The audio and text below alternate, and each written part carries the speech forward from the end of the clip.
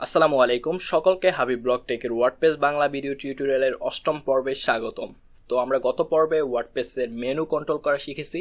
তো আজকের পর্বে আমরা ওয়ার্ডপ্রেসের উইজেট কন্ট্রোল করা শিখব। তো উইজেট কি, কেন ব্যবহৃত হয় এবং এগুলো কিভাবে আমরা কন্ট্রোল করতে পারি, এ টু জেড সবকিছু আমরা এই পর্বে জানার চেষ্টা করব। তাহলে চলুন শুরু করা যাক। তো আপনারা দেখতে পাচ্ছেন যে আমরা আমাদের ওয়ার্ডপ্রেসে লগ ইনরত অবস্থায় রয়েছি। তো আমরা গত বেশগুলো পর্বে এই post, media, page, comment, appearance থেকে অনেকগুলো অপশন দেখার চেষ্টা করেছি। তো গত পর্বে আমরা সর্বশেষ মেনু অপশনটি দেখার চেষ্টা করেছিলাম এবং মোটামুটি এ টু জেড সবকিছুই দেখার চেষ্টা করেছি, মেনু অংশটি কন্ট্রোল করা।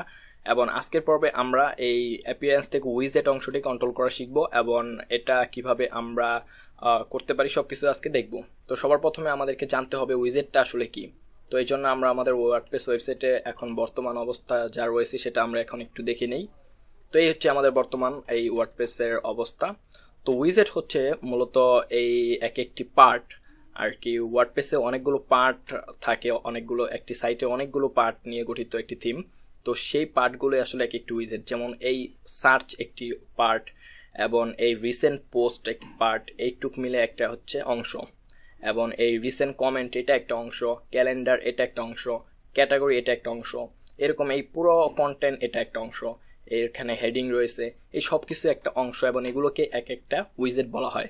যেমন এই যে এখানে একটা ম্যাটার রয়েছে, এটাও একটা উইজেট, এবং এইখানে এই যে আর্কাইভ রয়েছে এটাও একটা উইজেট। তারপর আমরা যখন প্র্যাকটিক্যাল এখন দেখাবো তখন আপনারা মোটামুটি আরেকটু ভালোভাবে বুঝে যাবেন। তাহলে চলুন সবার প্রথমে আমরা আমাদের মেনু থেকে অ্যাপিয়ারেন্স থেকে উইজেটে ক্লিক করি। তো এখানে আমরা উইজেটে ক্লিক করার সাথে সাথে আমরা দেখতে পাবো যে আমাদের পুরো ওয়েবসাইটের উইজেট কন্ট্রোল করার অপশনটি এখানে চলে এসেছে। তো এই যে দেখুন এখানে যে উইজেটগুলো অ্যাভেলেবেল রয়েছে সেগুলো এখানে দেখাচ্ছে। যেমন এই যে এখানে রয়েছে আর্কাইভ, তো এখান থেকে দেখতে পাবেন যে আর্কাইভের অপশনগুলো, তারপর এখানে অডিও, তারপরে ক্যালেন্ডার, এভাবে যতগুলো উইজেট এগুলো সব আপনারা এখান থেকে দেখতে পারবেন।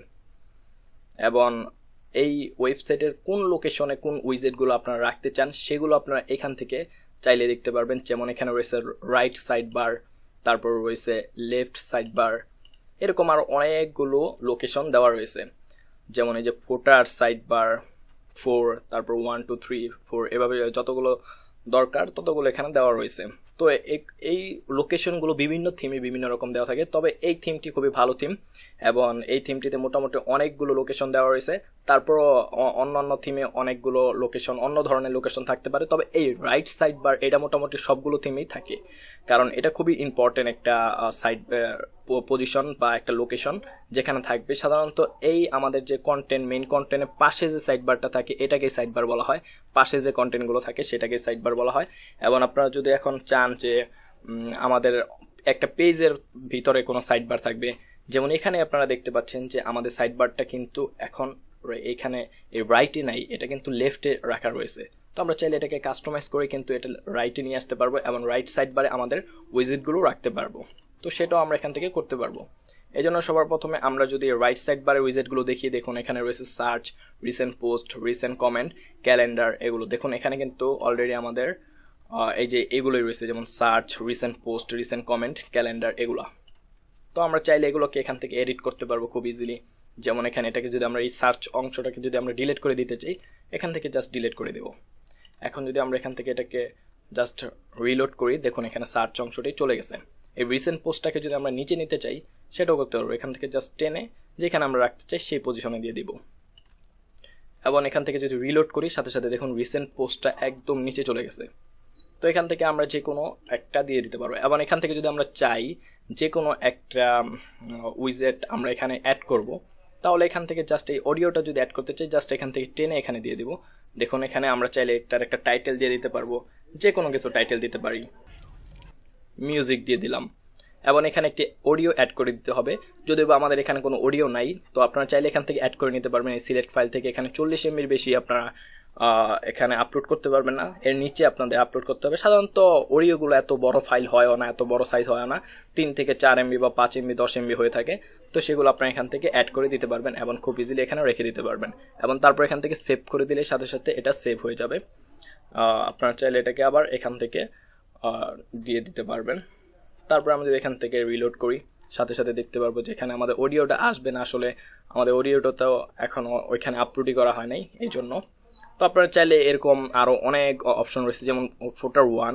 তো আমরা চাইলে এখানে যদি কোনো ধরনের আর উইজেট রাখতে চাই সেটাও আমরা এখানে রাখতে পারবো। যেমন ক্যালেন্ডারটা যদি আমরা এখানে রাখতে চাই, জাস্ট এখান থেকে সিলেক্ট করে এনে আমরা জাস্ট এখানে রেখে দিব। দেখুন এটা হয়ে গেল। এখান থেকে আমরা চাইলে কোনো টাইটেল দিতে পারবো, এখান থেকে ডান দিয়ে দিলাম। তারপর আমরা যদি এখান থেকে রিলোড করি, দেখুন এখানে যে সাইড ফুটারের যে 1 পজিশনটা রয়েছে সেখানে কিন্তু এটা চলে আসলো।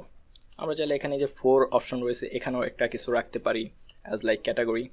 তো আসলে আমরা এখান থেকে আন্দাজে রাখতেছি, আপনারা এগুলো সব দেখে দেখে রাখবেন, যেগুলো খুব আপনার জন্য দরকার সেগুলো এখানে জাস্ট আমরা দেখিয়ে দিচ্ছি। আপনারা এখান থেকে আপনাদের প্রয়োজন মতো যেখানে যেটা দরকার সেটা আপনারা এখান থেকে দিয়ে দিবেন। তো মোটামুটি এই ছিল আজকের এই উইজেট অংশ।